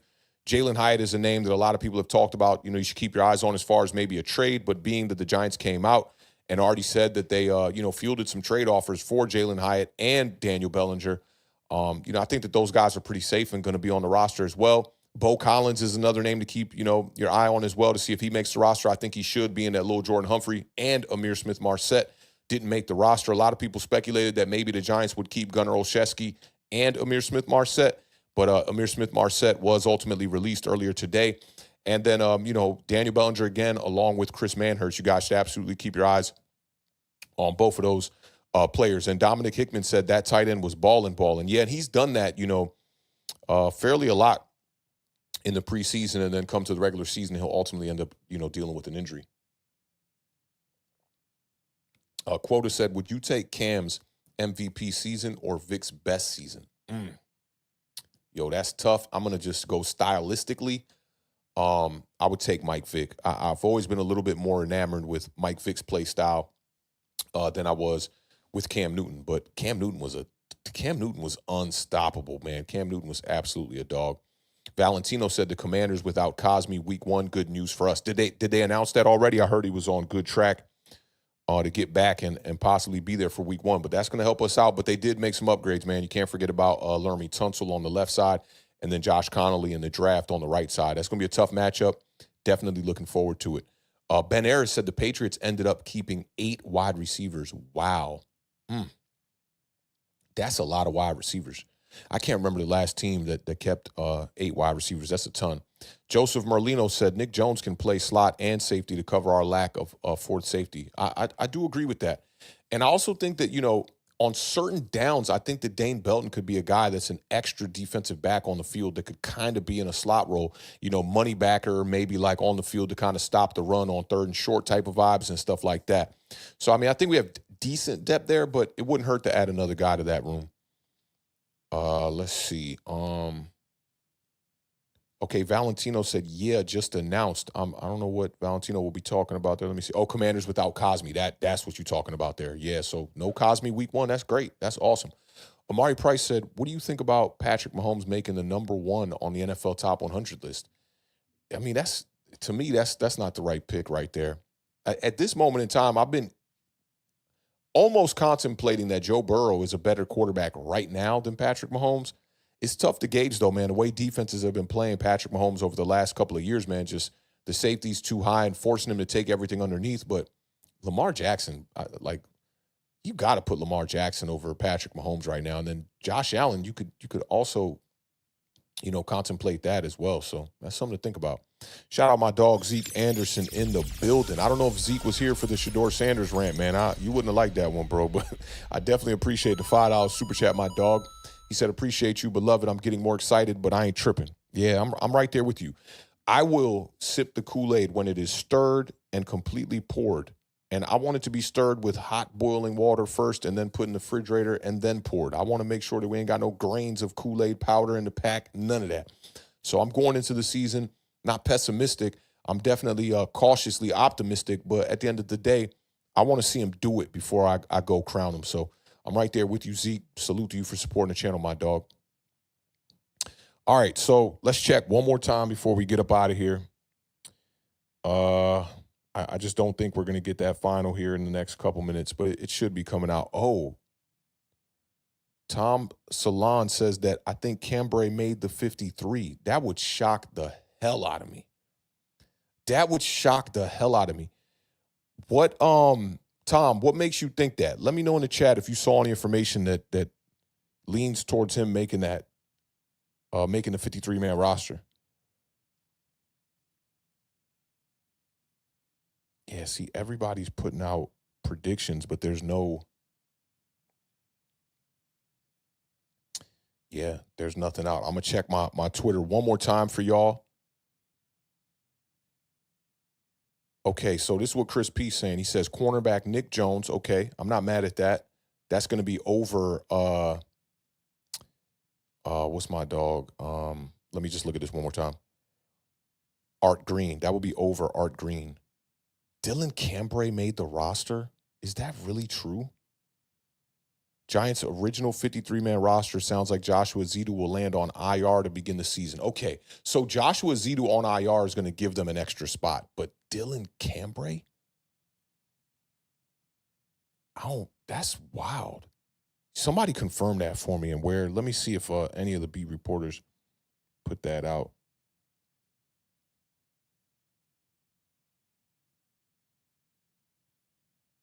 Dude, man, there's this one dude that I just want to block so bad on Twitter. He just says dumb shit in my mentions, bro.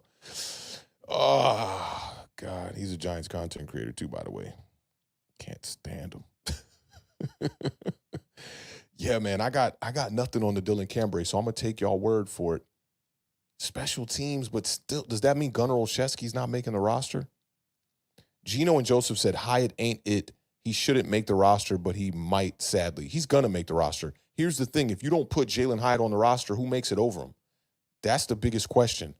TCCAA said Bobby Skinner. I wonder if Bobby Skinner said it. Kid Blue said that last year we didn't get the final 53 until 9 p.m. All right, so y'all know an hour and 30 minutes, we're going to get y'all up out of here. We're at an hour and 25, so we'll get y'all up out of here before that.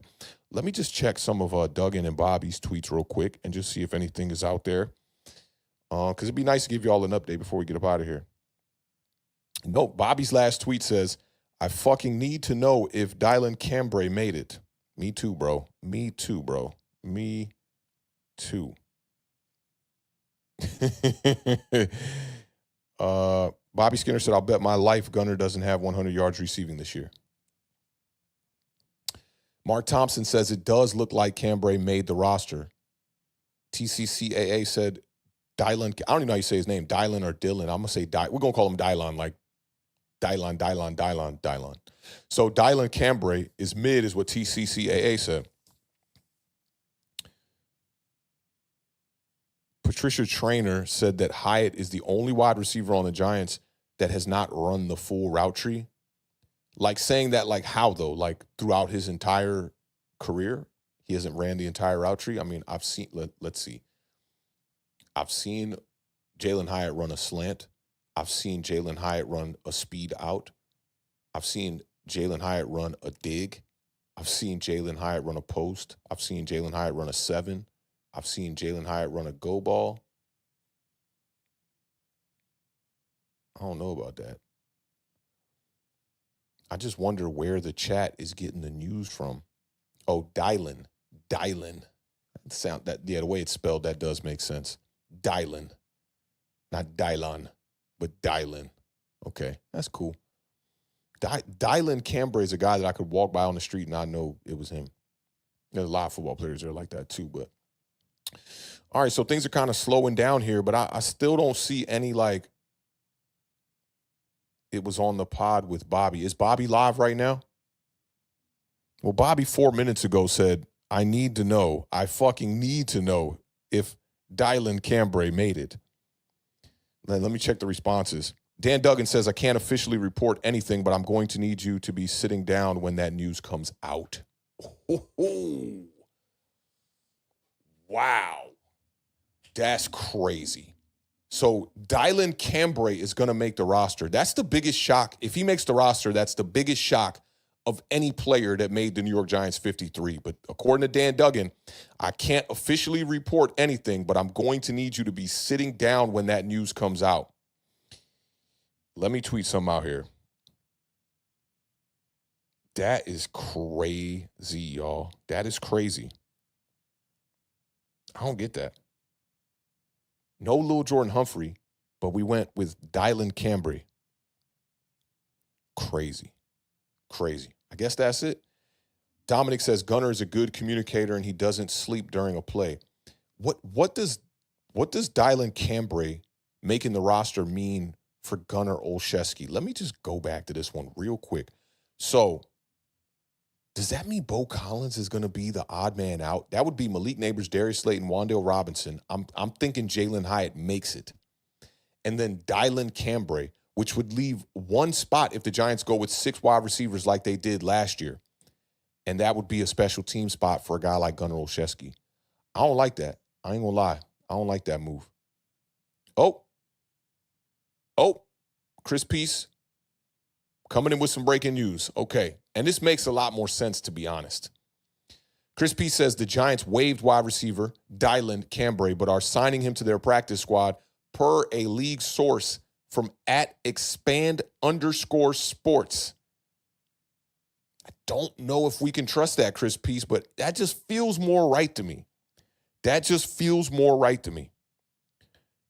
feels more right to me. Let me update something on this tweet for people just so they don't get the wrong impression on this one. But hearing that Dylan Cambray did not make it per sources. What's this guy's name? Expand. That's a wild one. I'm just going to put per sources because I don't want to quote tweet this guy.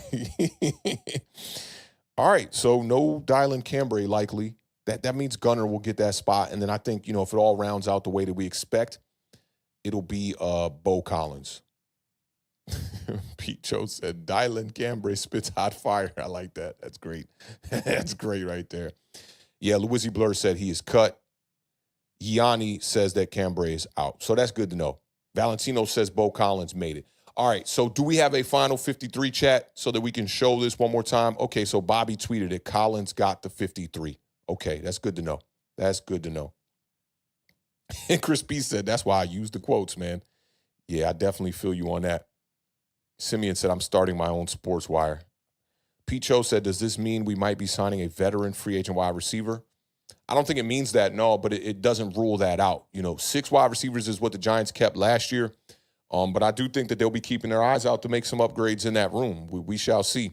Mark Thompson is in the building. Mark said, I suspect the Giants will be looking at the waiver wire claims for safety, cornerback, and defensive tackle. Defensive tackle is an interesting one. Allowing Elijah Chapman to be released and then maybe addressing that. I think that, I don't know, might be a little bit of double dipping, but we'll see. Louisi Blur said, get OBJ. I wouldn't be mad at it. Arturo says, do you think we'll go Gabe Davis? I'll say no. I think if Gabe Davis was going to be a Giant, he would have already been a Giant. J. Jar Vicious says, you think we could have got a Devon Vele type deal for Jalen Hyatt? I don't think so, because there's a big difference here. Jalen Hyatt now drafted in 2023, played 2023, played 2024. He's now entering his 3rd season. He was drafted in the 3rd round. So that gives you 2 years of flexibility on his rookie deal. Devon Vele only played 1 season, so he's got 3 years left on the rookie deal. That's why the trade compensation was a little bit more than what a lot of people thought it should be. But Devon Vele is, I think he's 28 years old. So, Jalen Hyatt does have that portion going for him as far as being the younger player. So Jaji05 says, it looks like CBS Sports is updating the final 53 in real time. NYG is not updated or turned theirs in as of yet. All right, so we did hit the 1 hour, 30-minute mark here. And for those of y'all that rocked out with us today, big salute to y'all. I was hoping that, by the time we got to 4 o'clock, we could have got the 53-man roster, the final version, but we are unable to get that. And according to Kid Blue said last year the final 53-man roster at the initial cuts didn't come out until 9 p.m. So, I think we got enough details to know the direction that the New York Giants are going in. A lot of people are saying that Collins made the roster, so Bo Collins should be the guy that gets that last wide receiver spot. He got it over Lil Jordan Humphrey, over Amir Smith-Marset, and then it looks like Gunnar Olszewski will probably be the special teams guy. So that'll be Malik Neighbors, Darius Slayton, Wan'Dale Robinson, Jalen Hyatt, Bo Collins, and Gunnar Olszewski to round out your wide receiver room. Let's see if there are any other names here that have been confirmed. We haven't got much confirmation on Art Green yet. He's a player that I could see being cut here once we get the final list, but also could possibly make the team. People were saying Nick Jones made the cornerback room, so that also makes me think that Art Green's going to be the odd man out. Definitely a tough decision between Nick Jones and Art Green. But all in all, it looks like we got about 1, 2, 3, 4, 5, 6, 7, 8 when we talk about Art Green. 8 names are going to be wrong on this 53-man prediction that we did a couple of days ago. So, not too bad. A couple of these players I kind of thought were going to be out, like Brian Hudson. I figured Austin Slotman will be the guy that would take his spot. We'll see how things shake out there. Joshua Zidu, not going to make the roster. He will be on IR to start the year. So keep all of that in mind. But I think we got the gist of what the New York Giants 53-man roster is going to be going into the year. And I feel good about this. I definitely feel good about this. J. Jarvicious says, I saw Audric Estime and Damian Martinez got cut. Should the Giants take a shot at them? Those were the two running backs that I said earlier on in the show that if the New York Giants, decide to go in the direction of bringing in another running back, those two guys should be at the top of their list. So, yeah, I'm definitely, pro bringing in Damian Martinez and Audric Estime for sure. Rob said, I'm out. Got to make some calls. Peace, my guy, man. Salute to you, bro. Appreciate you pulling up. Y'all be good. Mark Thompson said, pretty good, Authentic. As far as the roster, man, it's not too bad. Chewy Riff said, I'm way behind. Just want to give you your props for the whole take on the Sanders stuff. RG3, Sharp, and Ocho are just trying to profit off this with a bad take. Yeah, when you get to this point, 100%, right there with you on this, man. A lot of people are trying to make money off this situation, and that's sad, man. Journalism has taken a drastic hit. I got off into podcasting because of my co-host, The Beard. He was like, let's start a podcast, man. You got the media know-how. You know how to work all these mics, cameras, all this stuff. We can combine that with all the football stuff that I do, and let's make a podcast. And that's how I kind of got off into being a modern-day journalist in a way, right? But at the end of the day, journalism has just taken a drastic hit, man. And what people deem as, journalism today, is a spit in the face to what journalism actually was and should be. So, I just seeing these guys capitalizing off this situation, it really bothers me. It's probably going to be the last time y'all see me talk about, in-depth conversation about Shedeur Sanders. I can't make no promises. I will be following his career as far as doing the quarterback compilations on this channel, so we'll always share those, but it won't be that much of a topic moving forward. Last one here, Paul F. said, any D-tackle cuts from any other teams that look interesting? We need a run stuffer. I think that Darius Alexander is going to ultimately be that run stuffer, but I haven't really had a chance to look at D-tackles cut yet. When we come back tomorrow at 1 p.m. Eastern Standard Time, those are the things that we're going to be talking about, some of the players that are still out there and just finalizing what the 53-man roster looks like. So make sure you pull up tomorrow at 1 p.m. Eastern Standard Time. We're going to be tackling those topics bright and early. No Mets, no Nets, no Jets said Sharp is friends with his daddy, so he's extremely biased. Yeah, he is. He is, man. Zeke said, what's going on with Shedeur?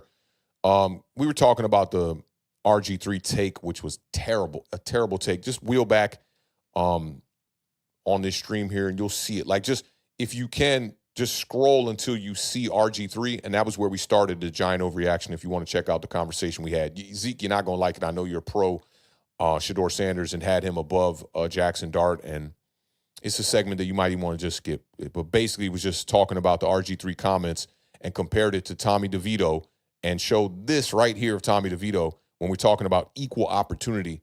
Every one of those guys with an X over them was cut. So I don't know what people are talking about with Shedeur Sanders. I think it's just a bunch of nonsense, to be honest. Let me just make sure we got all the super chats here just before we get up out of here, and we did. Man, appreciate all of you guys tuning in today, rocking out with us on this edition of the Giant Overreaction. It was definitely a vibe today. A bit of a slow burner, for, the 53-man roster coming out today. Unfortunately, we didn't get to see a final list. But I think we are headed in the right direction. And for those of y'all that were new today in the building rocking out with us, this is the Giant Overreaction over here on Authentic and The Beard. We do this every Monday during the season. We do a Giant Overreaction. But as of late, we've been going live every day, Monday through Friday, normally at about 1 p.m. Eastern Standard Time. Today's stream was a little bit pushed back simply because the deadline to turn in the 53-man rosters was at 4 p.m. So I kind of wanted to wait until we got a little bit closer to that deadline to start the stream and whatnot. But if you dig in the vibes, man, we do this every day pretty much. Come the season, the regular season, we're going to be ramping up the amount of streams again. Like, we did 4 streams a week last season, and we would do our previews, our Giant Overreaction, our recap, and our fantasy football show on Sunday mornings.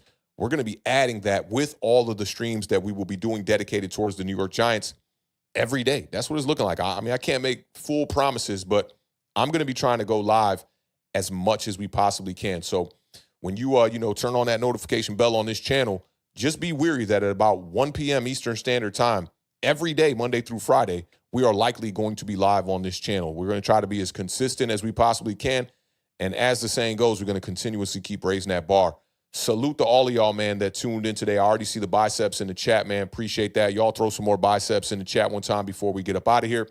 A lot of new faces in the building today, man. And salute to y'all for rocking out with us, during the preliminary initial 53-man roster here for the New York Giants. But that is going to do it for today. Again, man, y'all know that we cannot do this without y'all, man, and I thank y'all from the bottom of my heart, especially my day ones that have been supporting this content.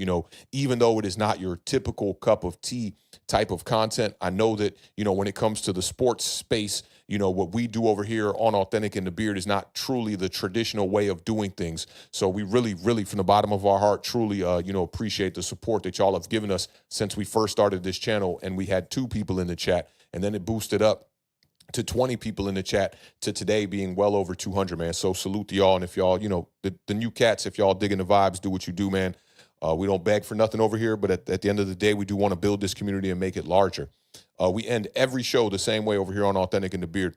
Keep raising that bar, keep living those dreams, because the universe flows in Technicolor and surround sound. And a life without dreams is a life in black and white. Rest in peace to the podcast GOAT and New York legend, Combat Jack. And that's a wrap, y'all. I'll catch y'all here tomorrow, 1 p.m. Eastern Standard Time. If y'all want to continue this topic online, I'll be on Twitter from now all the way through the night, waiting on the 53-man roster and all that good stuff. But, man, I really appreciate y'all pulling up and rocking out with us today, man. Y'all enjoy the rest of y'all Tuesday evening, and hopefully this roster gives you everything that you want in 2025 and yields some results for the New York Giants in the near future. I'll catch y'all on the flip side. Y'all be easy, man. Peace out, y'all.